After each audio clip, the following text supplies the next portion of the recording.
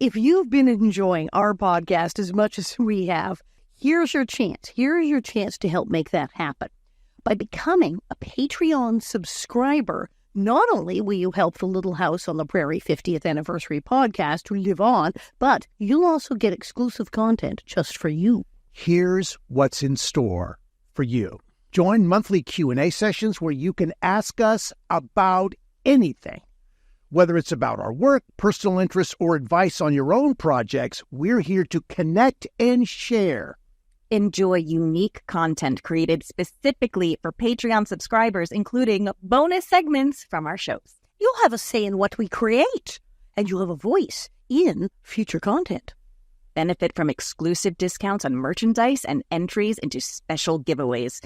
It's our way of saying thank you for your support. Receive personalized shout-outs in videos, podcasts, or social media posts.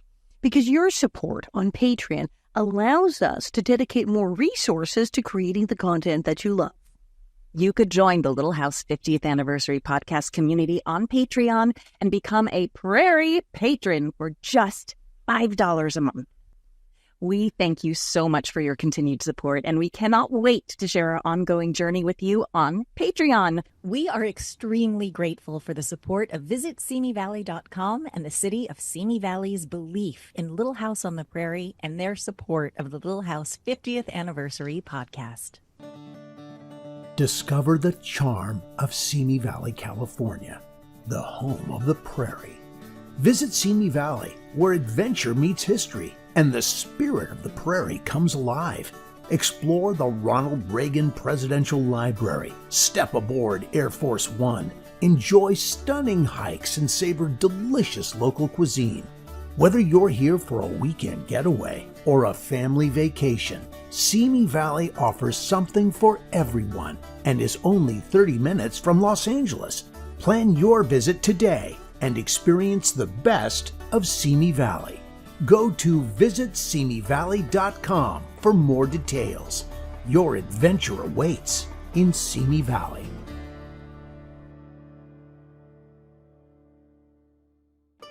Well, hello, bonnet heads. How are you? I'm Pamela Bob, your host, creator and star of Living on a Prairie, and I am here with our beloved prairie bitch. That's right, Allison Arngrim. Put her finger up her nose, yeah. And everybody's hashtag imaginary boyfriend, but my first hashtag imaginary boyfriend. He's here. Dean Butler. How are you guys? Very good. Fabulous, Very good, fabulous. Pamela. Yeah, Good. no, it's a happy day. I mean, we are really going to have some fun today talking to, well, one we've spoken to before, someone else we haven't spoken to before. And I'm Looking super forward to that. excited. We've got some fun things coming up in Little House world. And Allison and I are bopping all over the place.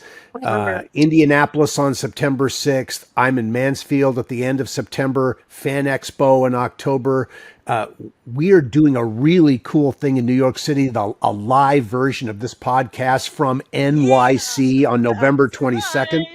November 22nd, 1 p.m. at the Green Room 42. We're doing a live podcast recording with a live audience. That's you guys. And also, for those who cannot be in New York City, we are offering digital streaming tickets too, where you can watch from anywhere around the world. I think it's going to be very cool. The digital streaming ticket, just know that link is live for about 30 days. So you can watch it whenever you can watch it. If you can. And then on December 12th, 13th, 14th, we are, it's not a formal announcement, but keep your, put it on your calendar. A Little House on the Prairie cast reunion event at Strathern Park in Simi Valley. Beautiful 1800s recreation location. I think it's going to be beautiful, a holiday celebration. Allison, you are everywhere on planet Earth. Where are you going to be? I mean, we're together in some of this and not in other things.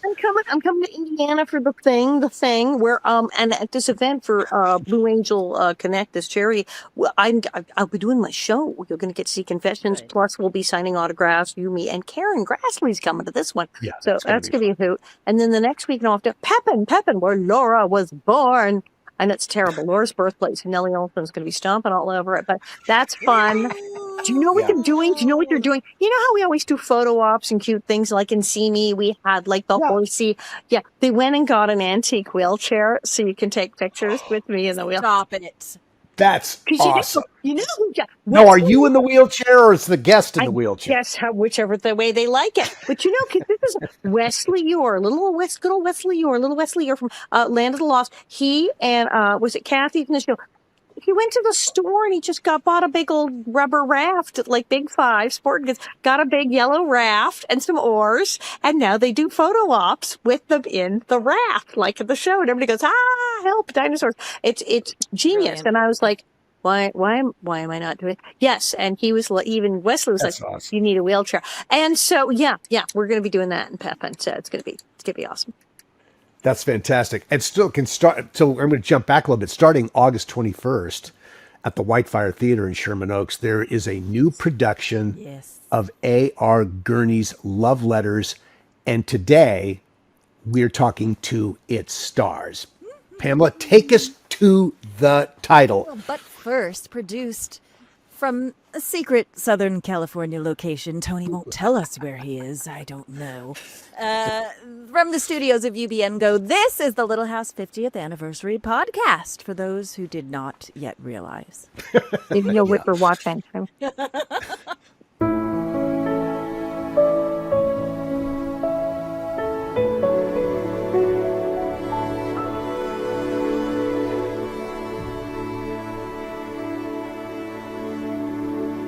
Okay, are we ready, guys? I'm super excited. Let's meet our guest today. Allison, you go first. Well, I have to introduce. All right. Well, he's best known, of course, to all of our fabulous Little House on the Prairie viewers as John Carter. Yes, farmer, part-time blacksmith, devoted family man, also like way hot. Can we say he's way hot? Yeah, I just want to make sure.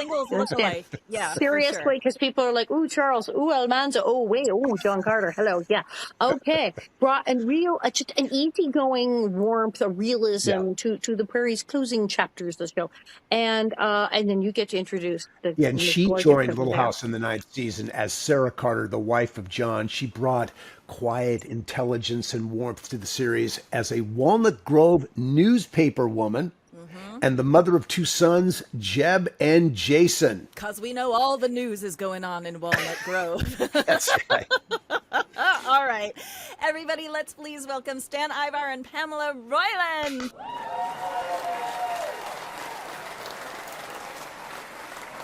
Stan, you're looking very cowboyish in the still image that we have of you on the screen now. Oh, that's the one with the cowboy hat? You betcha. You're looking very John Wayne sort of Cowboys kind of vibe. It's very appropriate.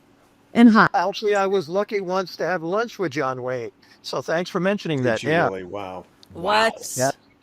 That's pretty cool. Oh my God. So you have that sort of stubbled look here. Great shot of you. We're going to change the shot later when we change the discussion, but right now you're Cowboy Stan. Yes, and we're also... It's the shot I used to use when we went out and did team roping, because I was a team roper for a while as well. So whenever we did ropings and stuff, I would use that shot for the fans. Wow. Well, yeah, I think that would be very effective. So Pamela...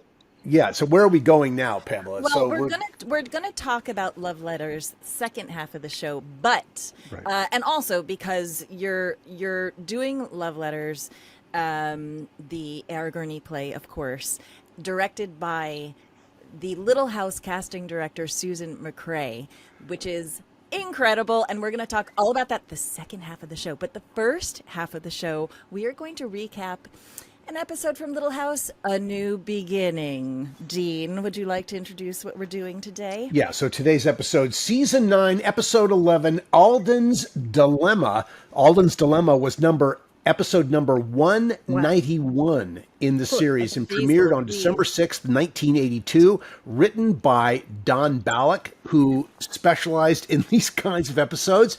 and directed by the man who was our second assistant director for years and directed more and more as the series went on, Maury Dexter. So, Allison, what is this episode all about? And what an episode. This isn't quite the episode. The subplot kind of overtakes the actual plot. It gets really weird. But a charming and secretive and frankly a little pushy, I think, new minister arrives in Walnut Grove. We'll She's very get to that. handsome, very pushy. And Reverend Alden finds himself out of step with this dashing newcomer. Rumors and jealousy brew throughout the town, especially from Mr. Edwards, who suspects the new minister is wooing married women and eyeing Alden's pulpit. I mean, because he's a little pushy. He When is Reverend Alden wrestles with a rival preacher back in Walnut Grove, we go off on a subplot that completely eclipses the whole thing.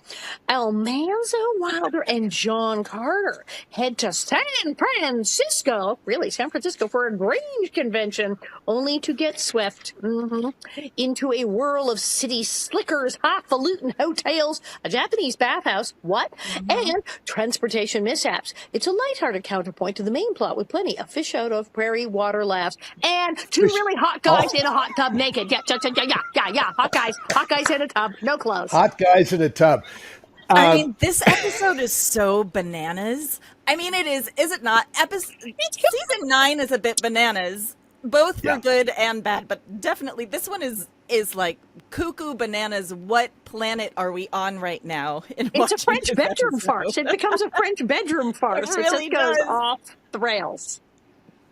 Okay, So I love it. You know, you guys are getting ready to do love letters.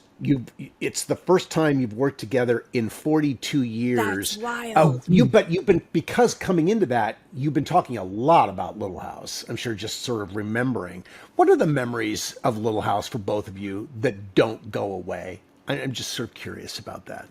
Don't or won't go away. Or don't go away, won't go away. Right. Talk about the won'ts, but Stan, do you want to start? No, ladies first. Ooh. Stan, why don't do you mind if we just go back and talk about the beginning auditions? Because that's where we first met. Yeah, no, definitely. Yeah. That's And I think, I don't know, it was maybe my third audition, I think, when I met Stan. Wow. Before you actually met. Yeah, because I met Susan, then I met Michael, and then I met Stan. Wow. And Wow. so... Okay. But and then we still had to go on and continue more when we met Lindsay and David for the boys, Jason and Jeb. And then once they got the family paired up, then Michael sent us, because it had to, off to the NBC studio audition team, which was a really cold experience. But the phone rang for both of us in the morning from Michael saying, I got you. Don't worry. I want you. You are cast. Don't let this intimidate you. It's a matter of protocol and form. You have to do it. You have to do this audition. Stan, I'm going to throw it over to you. Well, actually, and part of it was that Pam and I, we had never met, obviously, before until these interviews. But also, we had not done anything as far as on TV. I had done some commercials. And I had done a few other interviews for TV shows and so on. And I did do a screen test at one time for NBC for a cop show. And somehow in that interview, with you working with the other actor they had there, I made him bleed. I got a little too rough with him. And You made him bleed? I did, yeah. And I stuck the gun barrel right in his ear. And so NBC was gone wrong. Too fond of me at that time. Obviously, you can't have an actor that gets a little carried away at times. And Pam, like I said, she had mentioned to me she hadn't done anything either. So NBC wanted to see both of us do the interviews. And I called up Pam and we agreed to meet at the park. We met at the park before the interview and we just talked a little bit and rehearsed a little bit and relaxed as much as we could. And when we got to to NBC across the street, I had never done an interview like this, and I don't think you guys have either. There were about 8-9 of the executives from NBC, and they had put their seats in a circle, and we were to do the interview inside that little circle. They fully surrounded you, or was it like a half circle? We were in a circle and we did the interview, but it was very intimidating, I have to admit. Wow. Yeah. Joel, I can't think of his... Joel Thurm. Joel Thurm. Oh my God, there's a name out of the past. I Oh just had a my giant God. flashback. Who was he? He just said Just that. an exec? Joel Thurm. He was Yes, an NBC Joel exec? Thurm. But anyway, we did the interview and it worked out fine. And I have to admit, with Joel Thurm, after the episode, the first episode aired, Joel called me at home and he called Pam at home as well and said, I'm glad we agreed and we do like what you're doing. So yes, Michael made good choices, which was very nice of him to do that. He didn't have to. No, I think I agree. That's cool. Wow. And we've been friends ever since. And I was just thinking, Stan, with your story about your audition that almost put you out of favor with NBC. There was an episode that I don't believe you were in. You were away from the Little House. It was called Rage. And I was home with the boys, and late in the night, somebody comes to the barn, and I grab my rifle. So it's really good you were out of earshot. Stan, or you might have had the same experience. More bloody ears all But over we've the been prairie. friends all this time, you guys. We That's so we always wonderful. stayed friends. Can I ask, what kind of interview was it? Like, were they just asking you questions? Did you guys had to do No, the it was a scenes? reading, right? It was a reading. Okay. They did a read for network audition, which is scary. Right. In the round. Yeah, that's insane. Could you? What I remember about those kinds of readings is that it was set up in a way. I did one at ABC where literally you are alone in a space with a hot light on you, and you can't see who's in the room. Oh. You have no idea who's there. You don't know how many people are. You come in the dark. You don't see anybody, and it's like it's like something out of a science fiction movie. But so you could see Joel Thurm and the others, or not.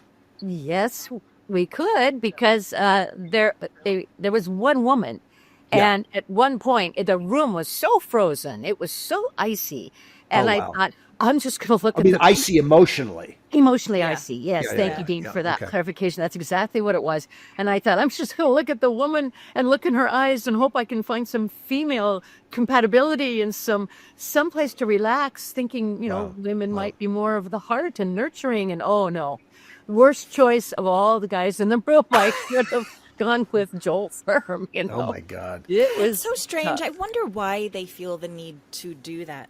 It's like you hear about the Saturday Night Live auditions, and they all say they go in and they do comedy for a non-laughing, non-responsive crowd, and it's just like, how can you do that? Yeah. It's awful. Yeah.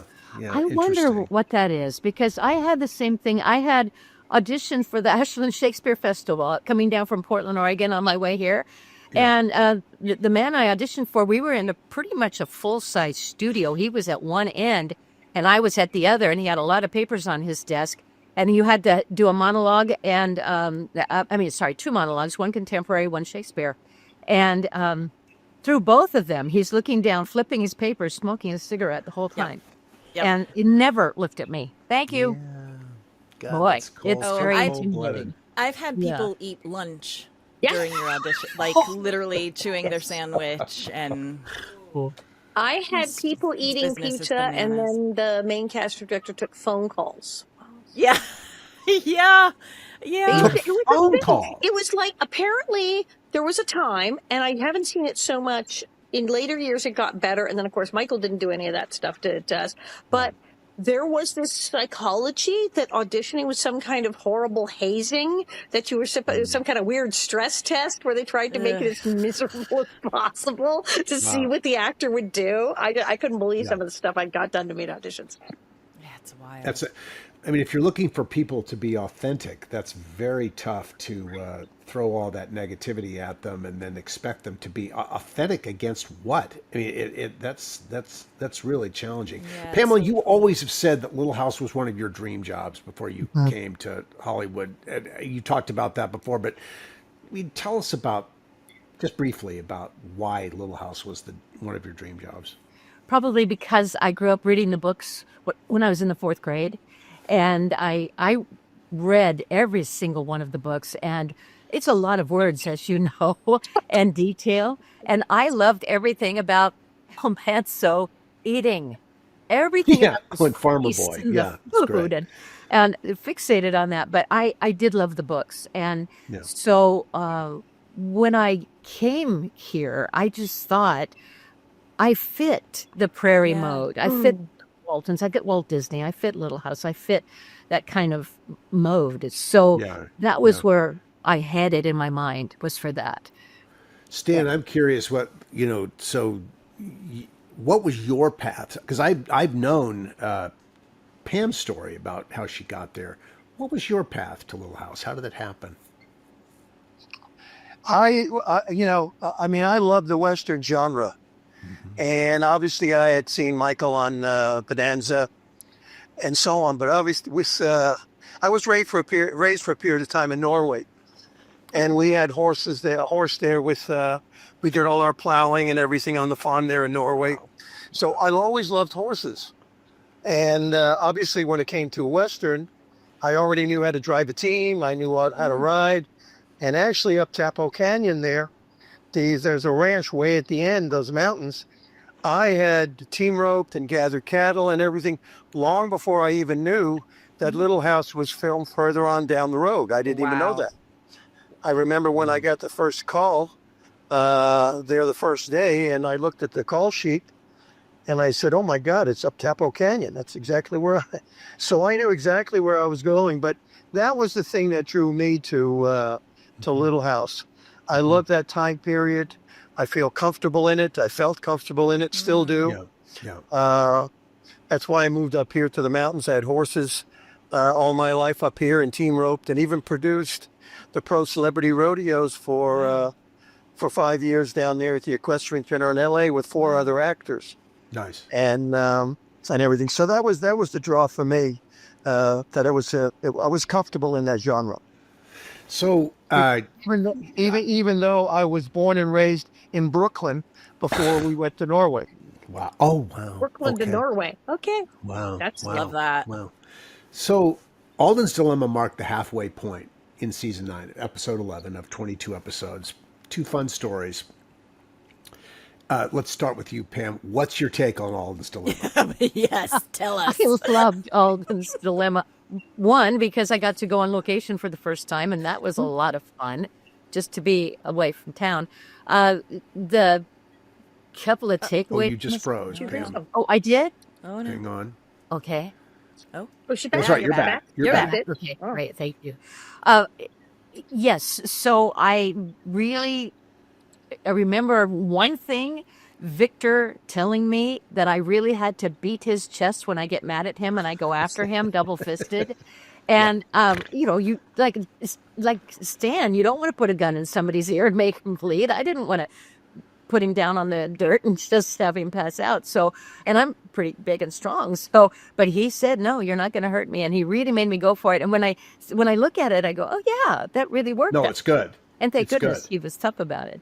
Yeah. Probably the worst thing that happened was, it was a rickety old fence. When you see the beginning of the show, it's a rickety old house, rickety old fence. So by the time I pull up in the wagon, they had taught me how to drive the wagon with the 2 horses out front. And I'd been learning during lunch, and I felt so confident. And he yells action, and I go right up, and the back wheel, I think, takes out the pickets on a little section of that fence. I lost my driving privileges, and I was, oh no. They put a blind driver, as they call it, at the bottom of the wagon, covered him with a blanket, gave him the reins, gave me the fake reins, which you can tell when I pull up. You can tell I'm not doing anything with those horses at all. Yeah, but yeah, that's funny. I didn't notice the blind driver at all. I didn't at all. I didn't either. And honestly, I look for it, Dean. I really look to try to find it. And I don't know to this day how that man could have done it. But he did. Yeah. And Stan, in the second, then there's the B story. Capital in the episode. B. Yes. Almanzo and John Carter go off to San Francisco. What's your take on all this? We had a great time. It's actually, I think, the first time you and I worked together a lot. We had another one with the younger brothers, the younger boys or something, the other The episode. older brothers. But we were over at, we shot at the San Francisco section over Universal, if I remember correctly. I wasn't sure if I didn't remember if it was Universal or if it was Paramount. But yeah, okay. I think you're right. I think it was Paramount. We went to Okay. Paramount there for the city section and all that. But how about the little bath we took there? Yeah. Well, Yeah. well, I was just gonna say we riff on. I mean, let's all talk about because we all watch this. Yes. Crowded streets, quirky clerks, the Japanese hotel, boots, beds, bath, chopsticks, old lady pickpockets, creeps in jail cells, and cattle car rides. I mean, it's like there's a lot going on here.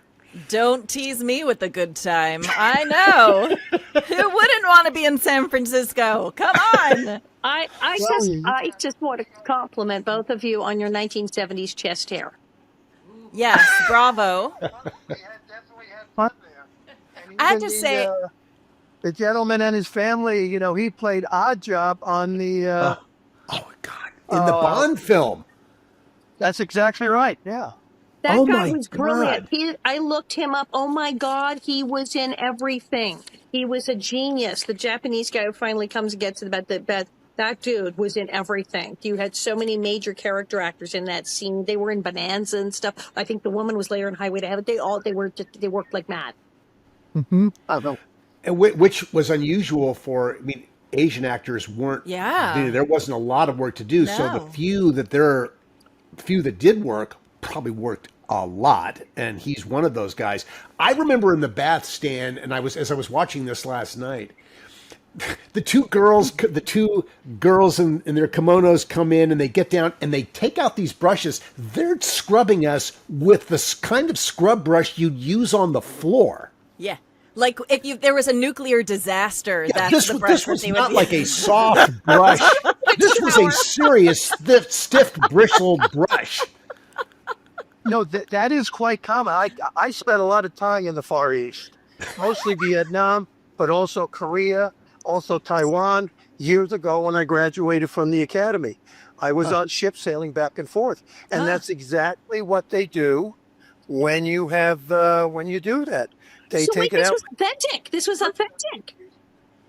It scrubs the first layer of skin right off. Yeah. Yeah, I guess so. And maybe the second and the third, too. Depending on how many takes you did, yeah. Yeah, exactly. Ooh. Yeah, when I spent some time in Vietnam, I had a massage, and there was a girl hanging from the ceiling, hanging onto bars, walking on me with her feet. Yeah. That was I was at that place too, and they still knew your name.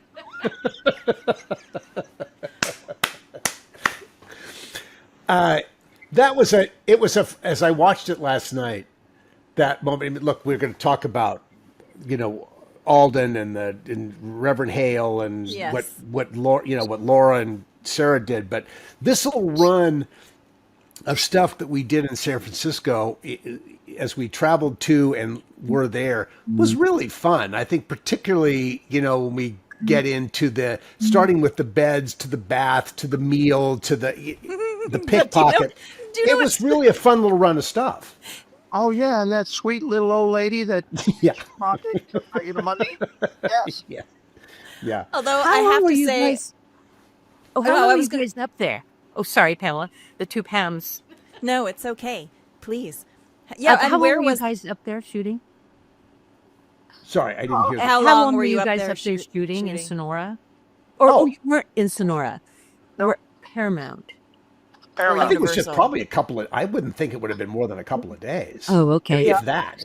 Maybe a day.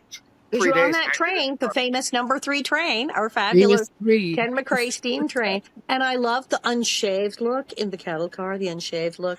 That was very cool, both of you. Okay, so I have questions about the unshaved, but first I just wanted to say, you guys, as soon as you walk into the Japanese establishment, I am bracing myself for how cringe this is going to be. Like, oh no, is this going to be offensive? What is this going to be? Because I haven't watched this in a long time. But it was very authentic Japanese. I will give it to Little House. They But built all of this it on was stage so 15. authentic. Even the food, I like how, on Little House, whenever there's a fancy place, there are ferns. I like how instead of ferns, there was the bonsai trees instead of the ferns. Nice. Yeah. Very Nice. authentic. But I kept thinking, like, these guys, I know this is supposed to be a parody on how strange the Japanese culture is and that they're the normal ones, but it's actually the total opposite of, like, they're the guys that in this day and age would come to New York and only eat at the Olive Garden. Oh, well, that's me all the way. Like, come on, guys, learn a new culture. Like, expand your horizons. The food is delicious. Well, no, Stan got John got the chopsticks. He liked I'm the in there with food. my fingers before we're done. I mean, Well, I'm not bad with chopsticks because, like I said, I spent a lot of time over there. So I faked a lot of that. I had to fumble with them more. Really? Oh, that's funny. well, I Oh, would think, that's yeah, funny. you'd be expert with chopsticks, actually. So, yeah. I love when the women come in and you're so terrified because women are there. And Dean, but thank you to that one woman is hilarious. Absolutely comedy gold. Well, we had fun. One other thing we had a problem with, I have a tattoo of an anchor on my left shoulder. And the whole scene is shot with my left shoulder. Oh, no. And I said, maybe we should, I told the director there, maybe we should just have Dean sit on the outside. No, he said, I want to keep it away. So they put makeup on. And then somebody said, we can still see his tattoo. So we put a little more makeup on. But they finally covered it enough to where you couldn't see it. And it wasn't scrubbed off. That Thank is God. one of the trivia things that gets told about this episode is that you have your anchor tattoo covered. Right. I was watching last night. I didn't see it at all. No. Did you guys? Do we see it? No. We don't see No. it. Not at all. No. No, it was a good cover.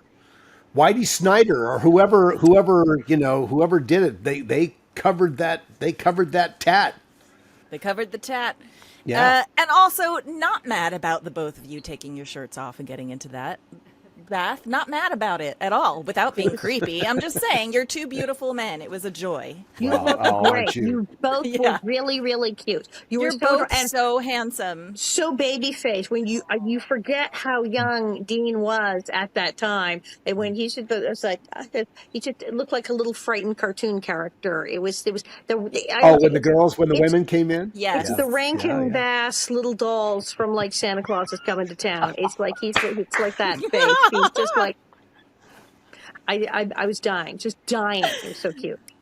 Dean, was it real stubble? I never thought I'd be blushing on a podcast, but I'm right now. Well, leave it to us. We got to talk about the hotties on the prairie. Come on.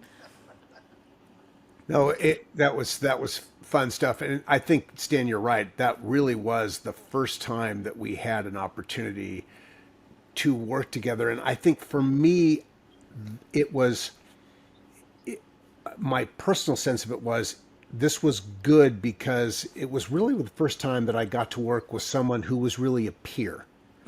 You know, Victor was a peer, but he was on a totally different level, and Michael was stratospherically beyond that. Yeah. So it was really an opportunity to be a guy with another guy, and that was one of the good things in the dynamic of that season is that we got to do that a little bit. I think that was really a pleasure. And I think it was very intelligent of Michael Landon to do that in the casting, because the odds that the audience would reject us being in the house were pretty high. Even though I never thought about that for years. But why would you think about it? yeah, I was just having my dream come true, so I was happy. Yeah, but right. he knew by making Sarah and John best friends to Laura and El Manzo, that was you're going to have to be stuck with these people. So, well, they had You're going to have to be stuck with them. And So- that's her takeaway.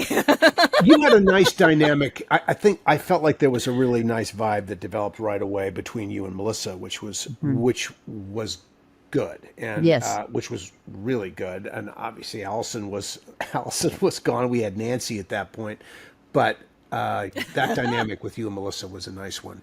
It really was. I mean, she was the one who, on my first, the first time when Michael is directing and we are walking away from the camera, and she's got those stories about how she would walk up the hill and he would quietly keep say rolling. cut, and she wouldn't hear it, and everybody would laugh. She'd finally turn around. And we just took off. And when she knew he probably would have said cut, she leans over and she says, all right, get ready for a long walk. Oh, And we I were. love We took a it. walk, and I was grateful for the little bit of warning. It was very sweet. But she was great, and she prepared me for my first little house bed scene with John Carter. What? I'm sorry. Melissa prepared you for your first Little House bed Yeah. scene? She And took how me did that go? shopping. Dean I is can't tell you shocked. everything, but it's just enough to tell you. She took me shopping at Trashy Lingerie.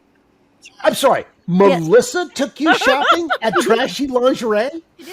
Oh, acted all innocent with you. Acted all innocent with you, Dean. And then she's hanging out with Pam, taking her trashy lingerie and playing pranks in the Season 9. bedroom on Stan. Season 9 Melissa was a grown-up Melissa. And Oh my God. I have to put my 2 cents in here, Pam. Yeah. Pam one-upped me, and I'm not going to tell you how she did it. Good. But I had already cast with one of the prop guys with an extra prop, and he did furnish that. And so it's on film somewhere in the archives over there with Little House. Yes. I'm intrigued. They'll tell you after sign off. So there was more than just popcorn happening during these bedroom scenes. I see. It's your. I think that's really nice for the two. Go ahead. I have to say as well that all you folks, the cast that was already there when Pam and I and the boys came on, none of you never felt anything. It was all warmth. None of you guys, no one ever made you feel uncomfortable, Pam and I or the two boys. It was all acceptance, which was I really commend all of you on that. And thank you all, because you made it a lot easier for us with that attitude, which was really nice. Thank you. It was. Well, that was the. I mean, look, that was the nature of the company. I think Allison would agree. I mean, I think it was always like that. People who came. Did I I tell you certainly what felt that Catherine- when I came in. Yeah. Did I tell you what I was Catherine? always like Miss Welcome Wagon, but I didn't think anything of it. I was like, because that is what you were supposed to do here. Yeah. This is how we do things. So of course I was. You're rooting for your colleagues to succeed. You know, I mean, everyone wants everybody to succeed. There's no rooting for failure here at all. Some other people outside the company may be rooting for failure, but inside the company, it's all rooting for success. Do you know what Catherine McGregor said to me? The first. What? What did she say?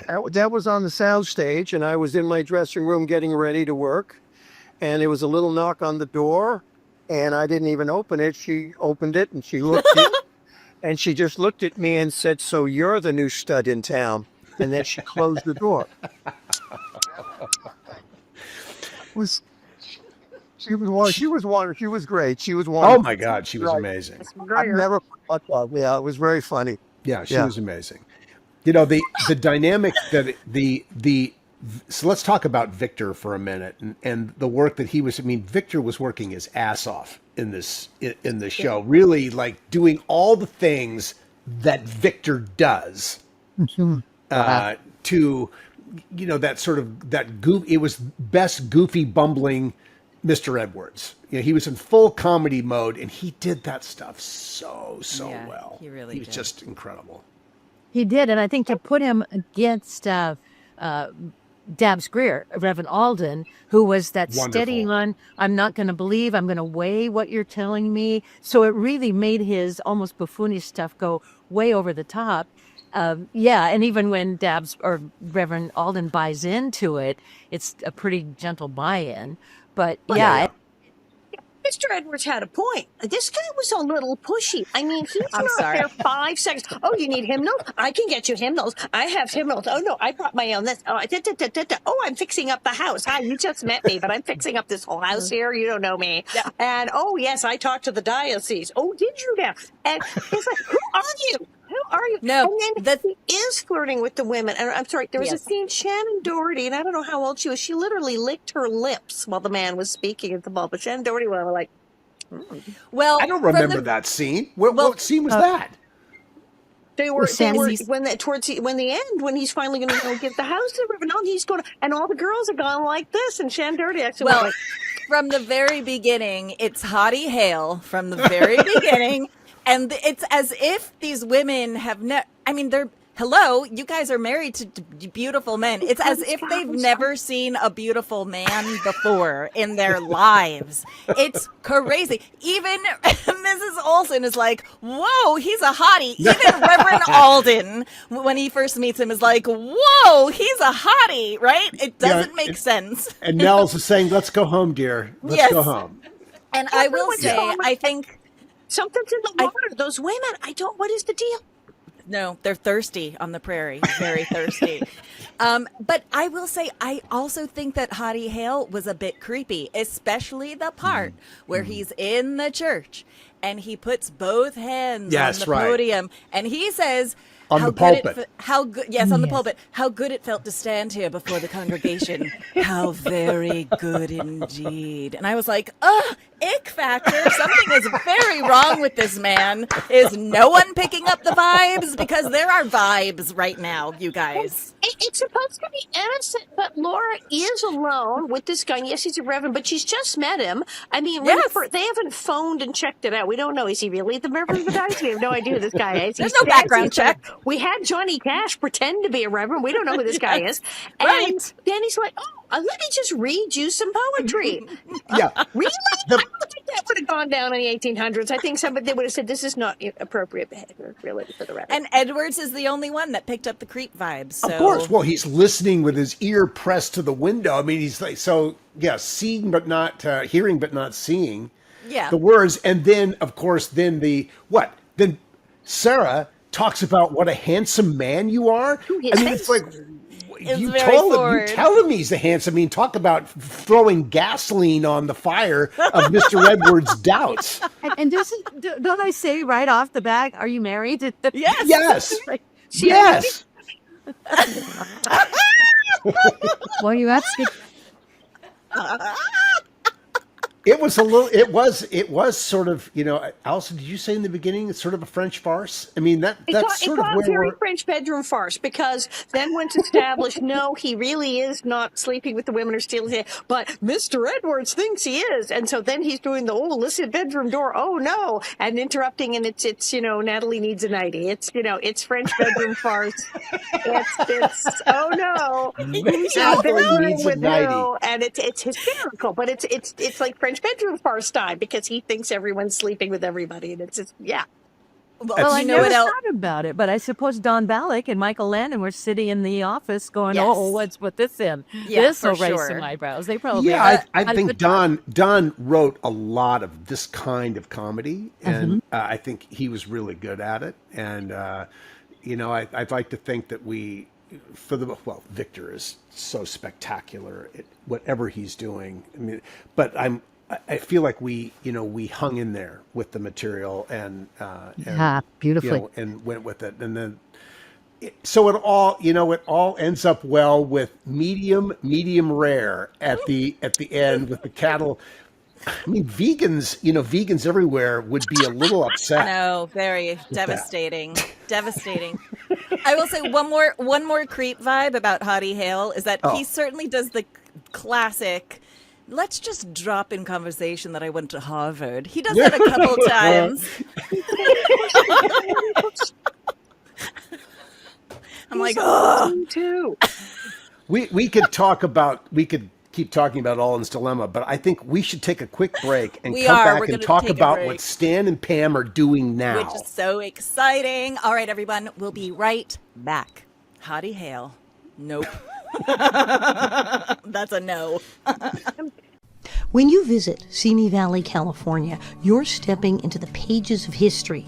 Go from the pioneers to the presidents. Explore beautiful wildflowers, hike through iconic Hollywood locations, and end your day aboard the actual Air Force One at the Ronald Reagan Presidential Library and Museum. Throughout the summer, take the Little House 50th Anniversary Tour at Big Sky Movie Ranch. Less than 15 minutes from Los Angeles and 30 minutes from Universal Studios, Simi Valley has small-town charm with big-time history.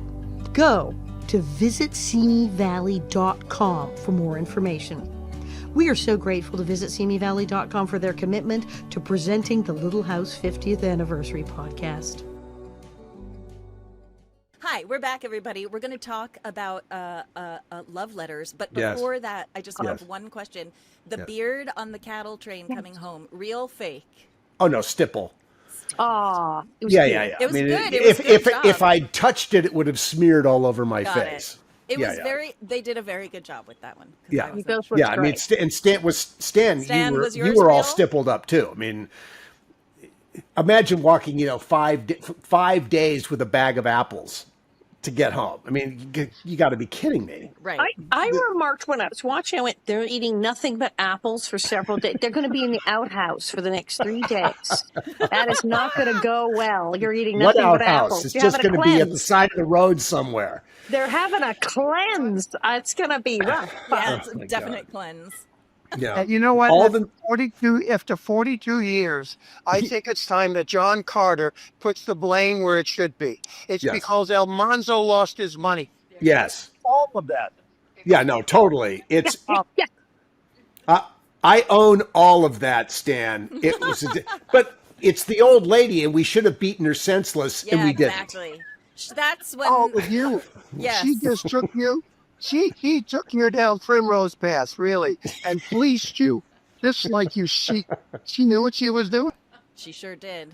She's She probably Yeah. another character actor to work like that. She was also She's in been another in Little House everything. episode, Wave of the Future. She was in everything. Yeah. You look at her. She- She's in freaking everything, that lady. Yeah, she's in everything. Alden's dilemma was misdirection and fish out of water, prairie water out of prairie fish out of water. Yeah. On August, Pamela, let's take us into love letters. Okay, here we go.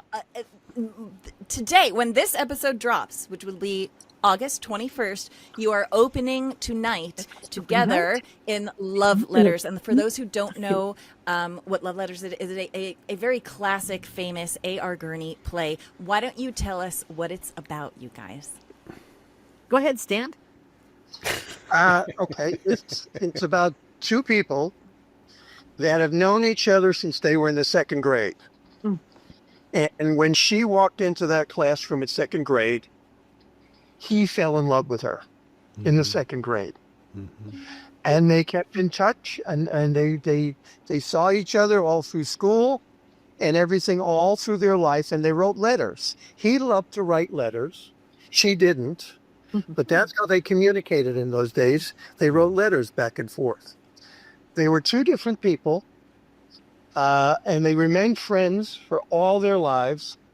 She was a little more flamboyant, free, artistic, all of that. She became an artist. And he was more staunch in his ways. He became an attorney, a lawyer, and then he also became a senator. Oh, wow. The two of them communicated, and they communicated more than they saw each other when they were adults. Good, Pam. And the framework of it is that it is the two actors reading these letters.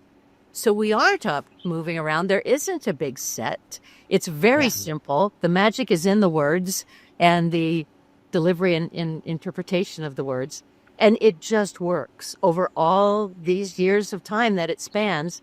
And you get to know the two of them very well. And it's words and experiences. It's words we've said. It's experiences we've all had. It's that universal, almost Shakespearean themed thing where, oh, yes, we've all been there. We've all had that heartache or that excitement.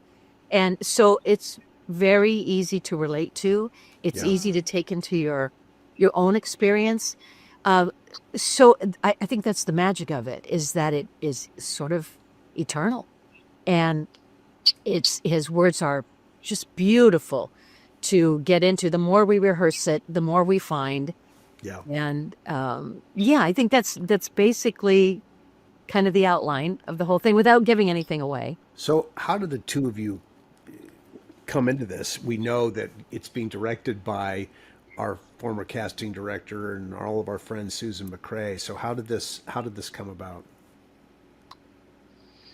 Well, she called she called me, and I know she called Pam, but she called me and she said, how would you like to, what do you think about doing love letters with Pam? And I had never read the play before, even though I'd worked on stage before I started on TV there, but I had never read the play. And I said, you know, Susan, I trust you. If you think, I said, I'll say yes right now, and I'll get a copy of the play and read it. And once I read it, it was a fit. I mean, for Pam and I, we've stayed friends, like I've said, over all these years. So it wasn't anything that we had to research or try and fabricate as far as any of the relationship between us. That was already there. It was, and I think that was the beauty of when she asked us to do it. She's the one who introduced us in the first place. Yeah. And she's also facilitated our being together over the years because we've gone to her home for parties and things like that. So, and Stan traveled with Susan and Kent back to Connecticut a number of times because they were on they were regents at the University of Hartford. Right. And they would travel. They had built a beautiful relationship. She had asked me to do a few things now and then. So we just were a little unit anyway, even though it sometimes would be months. And it is that way in these letters. It's sometimes months before these two characters will exchange a letter with each other. And same thing with us. Our friendship has just wandered through the years, and it's always stayed strong and steady, pick up where you left off kind of thing. Yeah. So it was an easy first table read. It was like, wow, this is obviously great. Yeah, so, and whatever magic she saw when we were unknown people auditioning in her office, she just knew it was going to work. Nice. So... Have we seen, I mean, I know I've seen at least a couple of different versions of this over the years. Pamela, how about you? Allison, you've seen this show? I mean, we've all seen this show. Yeah. Now, Stan maybe's never seen it. Everyone has done it. It's incredible. Yes. Yes. And I hadn't seen anyone do it. Okay. I had not either. Yeah. Oh, wow. Interesting. Pamela, how about you? I'd never seen it, but it's one of those shows that pops up over and over and over. And in New York, there will always at some point every few years be love letters starring blah blah blah blah blah. Right. And sometimes there's a rotating cast of people that come in and out of it. Right. But it's always, my whole life pretty much has been a show that is always there. Always. Yeah. Well, it's it's so interesting how they put actors together of different ages, of different experiences. The writing is so wonderful that people, if they can be present to it, it can be really good. I would imagine for the two of you, your history just makes this even sweeter, going back all these years together. I believe so. There's just a built-in chemistry that I know the audience will feel. Yeah. Well, I totally agree. I mean, when Susan mentioned, with Pam, doing it with Pam, it wasn't even a question of saying no. I said, sure. No question about it. I had a big run. No, of course. So you're playing at the Whitefire Theatre in Sherman Oaks. How do our listeners get tickets? And it's from August 21st to August 31st. Is that correct? It is. It is. There is one Saturday night. The first Saturday night of that 2-weekend run is dark for us. Someone else had rented the theater. Otherwise, and on the 2 Sundays, we have matinees, one at 2:30 and then a show at 8. Nice. The website, which I think maybe you could project that, right, is, yes, I do believe, www.whitefiretheatre.com. And you just zip through the plays that are offered there and click on love letters, and it'll take you right to the ticket buying website. I've never been in the Whitefire Theatre. I mean, this is a waiver house, right? So what's the space like? 84 seats. And it's a black box style with a raked audience. So the audience just right there at stage level and then works their way up to the back. Perfect. Nice. No bad seats. I've seen a bunch of stuff there. Yeah, no bad seats. Oh, and so great. intimate. And there's a cute little coffee place with muffins and things, like right there. Oh, yeah. Like the Tiny thing. lobby, but yeah, there's Yes, yeah. definitely. And Yeah. it's on Ventura. It's like street of restaurants. There's like Yes. 87 fabulous restaurants all up and down the street. Right. So you can totally do dinner on the show. It's that kind of thing. Yeah, exactly. And can I tell you a little sweet memory I have of that theater? Yes. Actually, there was a bad memory I had where we were going to do a show there, and it just wasn't. I was working with this incredibly great guy, and the person who was putting it on was just incredibly difficult, and both of us honestly had to tune into our hearts and walk away from it. And I've never done that before. It was early on in rehearsals, and it was just detrimental. So we walked away from it. But I had a nice memory where I shot a movie called The Creatress with Fran Drescher. My favorite. It was not a big one, but I play this talk show host, and I'm interviewing. That's nice casting for you, Pamela. Yeah, it was really perfect, and it was so much fun. And I'm interviewing 4 people on the stage, and the whole audience is extras who are the studio audience of the show. So I have that piece of footage, and it's really nice to be able to have that memory of the Whitefire Theatre for that.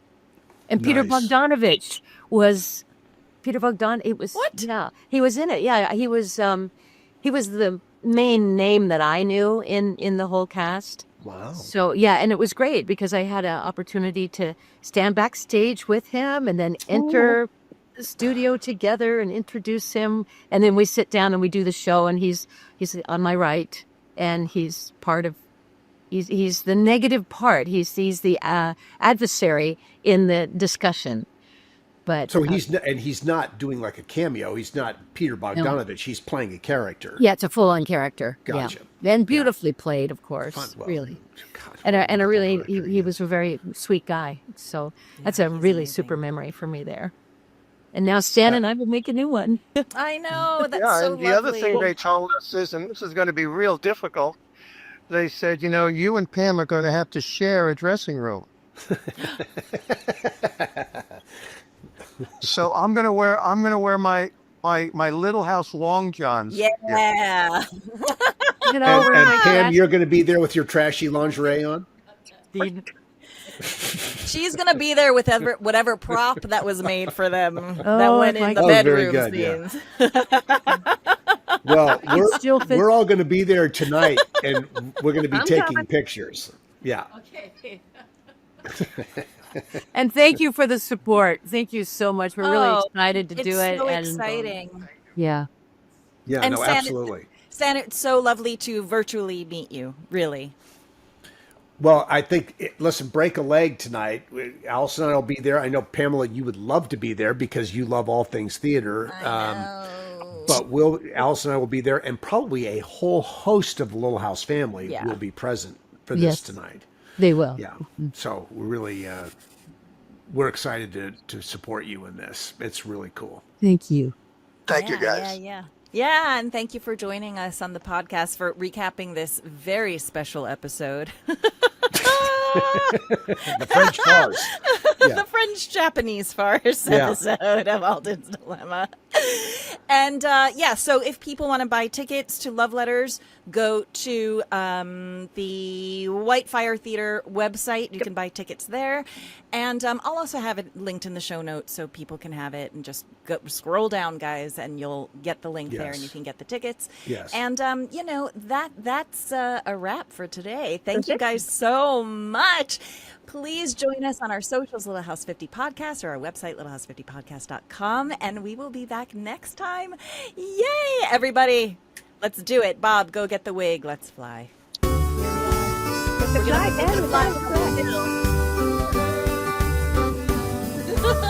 Stan's flying in his picture. He's doing it mentally. He really is.